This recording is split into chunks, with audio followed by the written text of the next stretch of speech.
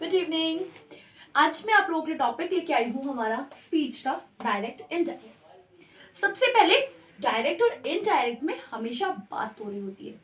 पहला पर्सन कौन होता है? स्पीकर, सेकंड पर्सन लिसनर और थर्ड पर्सन जिसके बारे में बात हो रही है। जैसे कि मैं बोल रही हूँ, मैं फर्स्ट पर्सन, आप सुन रहे हो, आप सेकंड पर्सन। लेकिन मैंने बोला कि राहुल ने कल खाना खाया, तो राहुल क्या हो गया हमारे लिए? थर्ड पर्सन, यानी कि जिसके बारे में मैं बात करूं वो हमारे लिए थर्ड पर्सन हो गया।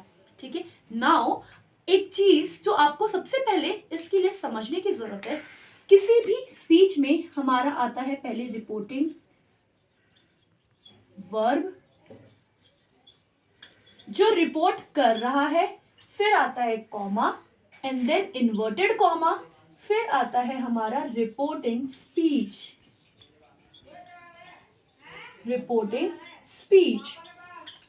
अब रिपोर्टिंग वर्ब और रिपोर्टिंग स्पीच में चेंज क्या होता है, और यहाँ पर इन्वर्टेड कॉमा क्लोज। अब इसमें चेंज क्या होता है? सिंपली अगर हम देखें, रिपोर्टिंग वर्ब में दो चीजें चेंज होती हैं। पहला सेड बोल रहा है और दूसरा ये कॉमा इन्वर्टेड कॉमा। इसके अलावा अगर हम बात करें रिपोर्टिंग स्पीच की, तो इसमें भी वापस से दो चीजें ही चेंज होती हैं। कौन कौन सी? एक हमारा इसमें चेंज होता है टेंस, और दूसरा इसमें हमारा चेंज होता है थर्ड पर्सन, यानी कि जिसके भी बारे में बात की गई होगी, लेकिन इनडायरेक्ट में हम हमेशा थर्ड पर्सन को लेकर चलेंगे। सो अब इतना आई गेस आपको क्लियर है। अब हम बढ़ते हैं कि ये चेंज डिपेंड किस पे करता है। तो ये जो रिपोर्टिंग वर्ब का चेंज है, ये डिपेंड करता है, डिपेंड्स अपॉन सेंटेंस नेचर, यानी कि ये सेंटेंस के नेचर पे डिपेंड करता है। और ये रिपोर्टिंग स्पीच का जो चेंज आता है, ये डिपेंड करता है, depends upon tense of reporting verb, यानी कि ये रिपोर्टिंग वर्ब के टेंस के ऊपर डिपेंड करता है। आइए इसको अब डिटेल में समझते हैं। अब हम बात करते हैं हमारे चेंज की। तो अभी मैंने बताया रिपोर्टिंग वर्ब में हमारे दो चीज चेंज होंगे, दैट इज फर्स्ट सेट और दूसरा इन्वर्टेड कॉमा। सबसे पहले हम बात करते हैं सेंटेंस नेचर की। तो सबसे पहले सेंटेंस का जो नेचर होता है, जो यहाँ पर इनडायरेक्ट स्पीच में चेंज होना है, वो हमारे 4 टाइप्स के नेचर है। ठीक है। तो हम पहला नेचर बात करेंगे जो कि है हमारा सिंपल टेंस का। अब सिंपल टेंस में इन्वर्टेड कॉमा और कॉमा हमेशा हमारा रिप्लेस होता है। ये रिप्लेस होगा, किससे रिप्लेस होगा? दैट से रिप्लेस होगा, यानी कि हमेशा इन्वर्टेड कॉमा और कॉमा को हटा के हम दैट यूज करेंगे। सेड की बात करते हैं, एक हमारा आता है सेज। जब भी सिंपल सेज लिखा हुआ है, हम उसको सेज में ही चेंज करेंगे। लेकिन अगर वहां लिखा हुआ है says plus two plus object, तो ये चेंज हमारा बन जाएगा टेल्स। और यहां पे हम कभी भी प्रेपोजिशन यानी कि टू नहीं लगाएंगे। ये हमेशा टेल के साथ टू वहां पर नहीं लगेगा। समझते हैं एक एग्जाम्पल के साथ। Rahul says comma inverted comma, यहाँ पे हमारी जो भी रिपोर्टिंग स्पीच है, अभी हम उसको साइड रख रहे हैं। अभी हम सिर्फ रिपोर्टिव वर्ब की बात करते हैं। तो Rahul says comma inverted comma. अब इसका जो आंसर बनेगा वो हमारे लिए क्या बन जाएगा? That Rahul says that. Rahul says that, ये हमारा यहां तक चल जाएगा।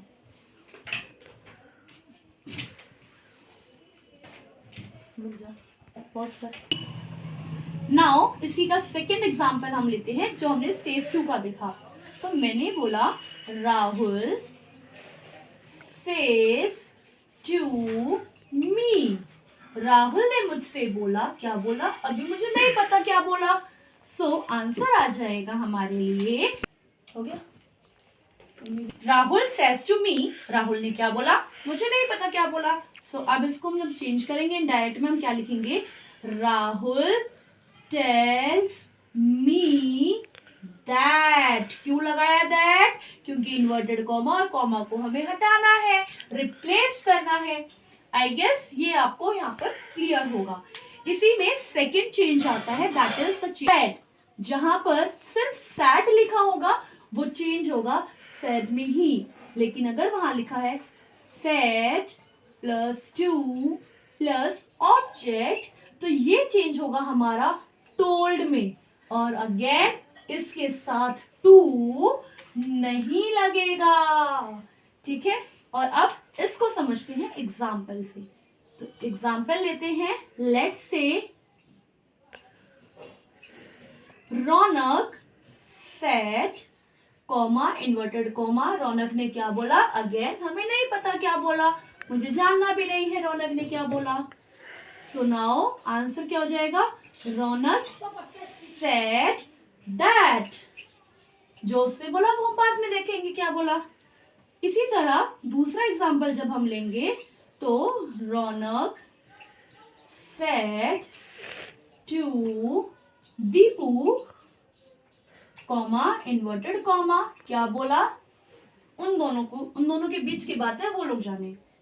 आंसर आ जाएगा रौनक टोल्ड, क्या यहाँ पे टू आएगा, नहीं आएगा, तो रौनक टोल्ड दीपू दैट। अब इसके बाद ये बात की बातें हैं। तो आई होप सिंपल सेंटेंस आपको क्लियर है। तो अब हम बढ़ते हैं हमारे दूसरे सेंटेंस के साइड, जो है हमारा इंटेरोगेटिव। सो अब हमारा सेकंड है, एक मिनट बंद कर दो। सो अब हमारा सेकंड आता है, दैट इज इंटेरोगेटिव, यानी कि कुछ पूछा जा रहा है। अब ऐसे में पहले हम बात कर लेते हैं इन्वर्टेड कॉमा वालों की।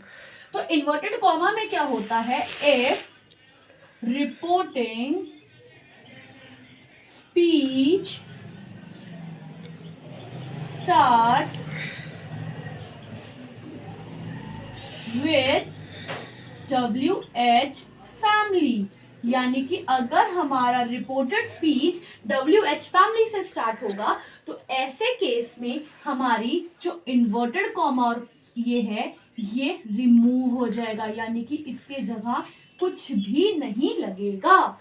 ठीक है, इसी तरह दूसरे की अगर हम बात करें, इफ reporting speech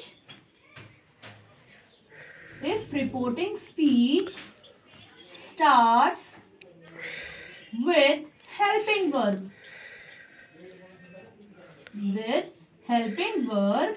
अब ऐसे में ये जो हमारा कॉमा और इन्वर्टेड कॉमा है ये चेंज होगा, यानी कि रिप्लेस होगा, किससे रिप्लेस होगा, या तो इफ या फिर वेदर।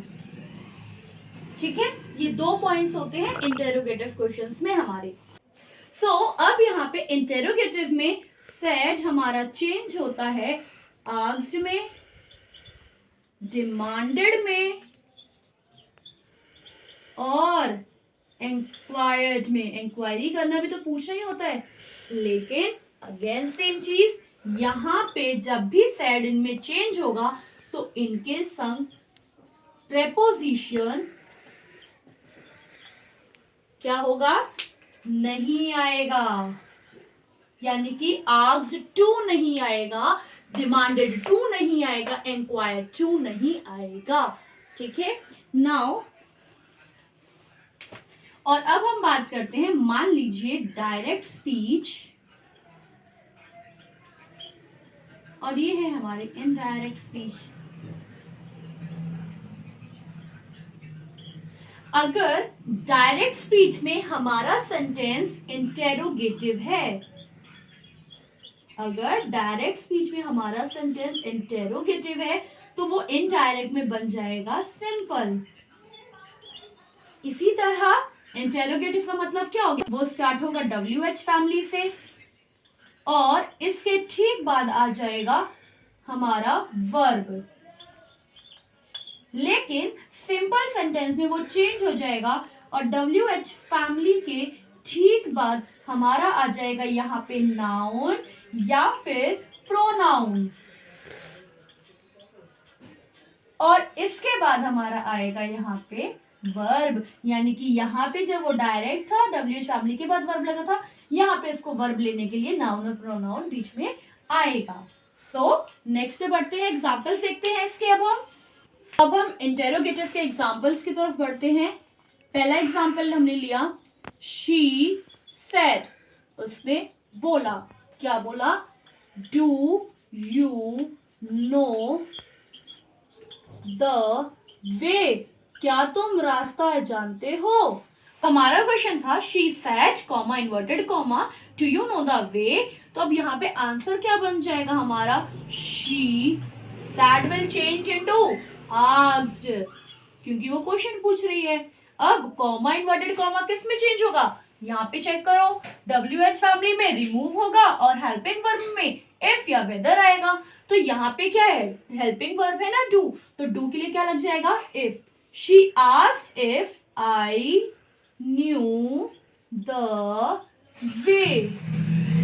अब यहाँ पे जो ये वाला चेंज आया है, ये क्यों आया, कैसे आया, ये हम बाद में जानेंगे। क्यों, अभी हम जो चेंज देख रहे हैं वो हम देख रहे हैं रिपोर्टिंग वर्ब के चेंजेस, तो अभी हमारे लिए ये इंपॉर्टेंट है। नाउ सेकेंड एग्जाम्पल हम लेते हैं, she said to me comma inverted comma, या हम नॉर्मल ले लेते हैं, she said comma inverted comma what are you doing, that आप क्या कर रहे हो। तो अब ऐसे में मैं आपको दो एग्जाम्पल दूंगी, पहले इसके दो आंसर लिख के दूंगी। पहला हमारा आ जाएगा, शी आस्क्ड, क्या आना चाहिए यहाँ पर, WH फैमिली है तो क्या यहाँ पर इफ आएगा, नहीं आएगा, यहाँ पे इन्वर्टेड कॉमा और कॉमा जो है हमारा वो रिमूव होगा, यानी कि इसकी जगह पे कुछ भी नहीं आएगा। तो she asked what I was doing, या फिर she asked what was I doing. अब सोचो क्या होना चाहिए आंसर, पहला होना चाहिए या दूसरा होना चाहिए।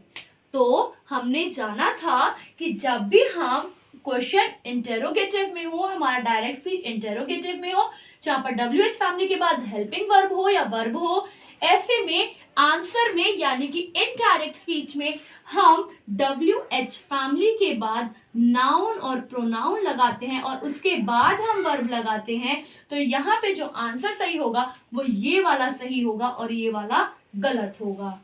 तो अब हम बढ़ेंगे हमारे तीसरे टेंस की तरफ। सो अब हमारा थर्ड टाइप का सेंटेंस है, that is exclamatory sentence. Exclamatory sentence, अब ऐसे सेंटेंस में इन्वर्टेड कॉमा यानी कि कॉमा इन्वर्टेड कॉमा ये हो जाता है रिप्लेस। किससे रिप्लेस होगा, अगेन दैट से ही रिप्लेस होगा।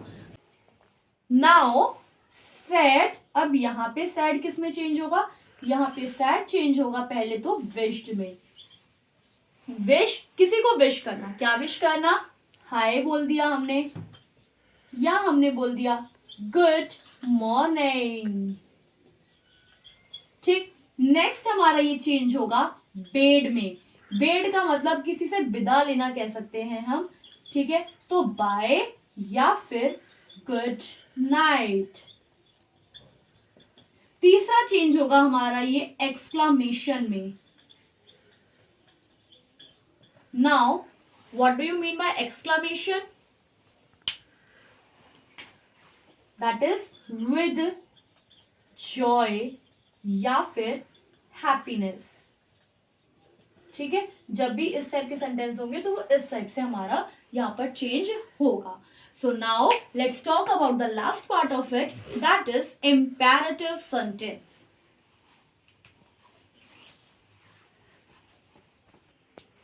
सो नेक्स्ट इज आवर imperative.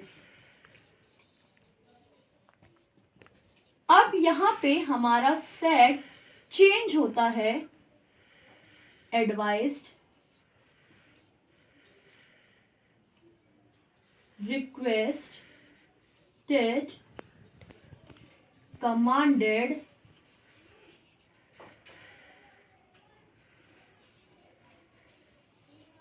और नेक्स्ट क्या आ सकता है, ऑर्डर्ड। ऑर्डर्ड तो इसके साथ लग जाएगा object plus preposition, again preposition हमारा नहीं आएगा। तो अगर ऐसा है तो हमारा कॉमा, इन्वर्टेड कॉमा चेंज हो जाए, कॉमा है ये चेंज हो जाएगा टू में, ठीक है। इसके अलावा अगर हम बात करें, एक सेकेंड चीज इसमें आती है कि if reporting speech starts with let, अगर वो लेट से स्टार्ट हो रहा हो तो क्या होगा, तो यहाँ पे सेड चेंज हो जाएगा प्रपोज्ड में, या फिर वो चेंज हो जाएगा सजेस्टेड में, यानी कि किसी को सजेस्ट करना। और जब यहाँ पर लेट की वजह से सेड चेंज हो गया तो यहाँ पे हमारा कॉमा, इन्वर्टेड कॉमा चेंज हो जाएगा दैट में, और लेट चेंज हो जाएगा शुड में, ठीक है। यानी कि जब वो नॉर्मल था हमने वहां पे टू लगाया इन्वर्टेड कॉमा हटा के, लेकिन जब यहाँ पे लेट लगा है तो लेट की वजह से इन्वर्टेड कॉमा हटा के हम दैट लगाएंगे और लेट की जगह हम शुड लगाएंगे। सो अब हम इसके एग्जांपल्स को देख लेते हैं एंड देन हम इस वीडियो में इतना ही रखेंगे। तो यहाँ पे हम दो एग्जाम्पल लेके चल रहे हैं। पहला है द टीचर सेड, तो क्या आ जाएगा, द टीचर क्या कर रहा है, सेड है, और यहां पे लगा है लेट, तो sad will change into proposed. अब कॉमा, इन्वर्टेड कॉमा हटा के क्या लग जाएगा, that.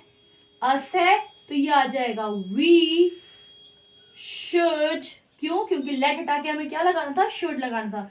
We should go to the picnic. यहां पे बात करेंगे अगर हम, तो she said to the servant है, लेकिन यहाँ पे लेट नहीं है तो क्या आएगा, टू। तो शी सेड, सेड क्यों आएगा, क्योंकि यहाँ पर अब हम लगाएंगे ऑर्डर्ड, वो ऑर्डर दे रही है ना सर्वेंट को, तो शी ऑर्डर्ड टू आएगा क्या इधर, शी ऑर्डर्ड टू नहीं आएगा, क्यों, क्योंकि हम प्रेपोजिशन नहीं लगाते। तो शी ऑर्डर्ड द सर्वेंट, अब यहाँ पे टू आएगा, क्यों आएगा, क्योंकि इन्वर्टेड कॉमा हटाने के बाद हम यहाँ पे टू लगाएंगे।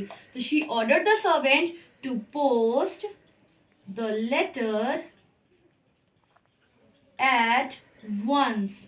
नाउ अगेन ये चेंजेस क्यों आए रिपोर्टिंग स्पीच के, ये हम बाद में देखेंगे, लेकिन अभी मैंने आपको बताया कि हम सिर्फ चेंज देख रहे हैं आज रिपोर्टिंग वर्ब के।